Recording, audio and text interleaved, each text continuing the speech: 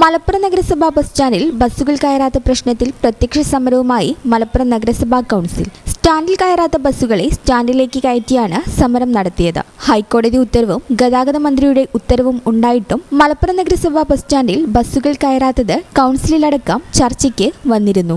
Bus ഉടമ സംഘങ്ങളുമായി നടത്തിയ ചർച്ചയിൽ തിങ്കളാഴ്ച മുതൽ ബസ്സുകൾ സ്റ്റാൻഡിൽ കയറുമെന്ന് അറിയിച്ചെങ്കിലും ഇതിനെതിരെ ഒരു വിഭാഗം തൊഴിലാളികൾ രംഗത്ത് വരികയും ചെയ്തു. എടുത്ത തീരുമാനങ്ങളൊന്നും തന്നെ നടപ്പിലാക്കാത്തതോടെയാണ് ചെയർപേഴ്സൺ അഡ്വക്കേറ്റ് റിൻഷയുടെ നേതൃത്വത്തിൽ പോലീസ് സ്റ്റേഷന് മുൻപിൽ KSRTC അടക്കമുള്ള ബസ്സുകൾ സ്റ്റാൻഡിലേക്ക് കയറ്റിവിട്ടത്. പ്രതിഷേധ സമരത്തിന് സ്ഥിരസമിതി അധ്യക്ഷന്മാരായ ഹാരിസ് അമീൻ, പരി അബ്ദുൽ മജീദ്, ആബിദ ഇട്ടുവീട്ടിൽ, മറിയുമ്മ ഷെരീഫ്, കൗൺസിലർമാരായ AP ഷിഹാബ്, പാച്ചത്ത് നാരായണൻ, അനിൽകുമാർ, CT അർഷക് എന്നിവർ നേതൃത്വം നൽകി.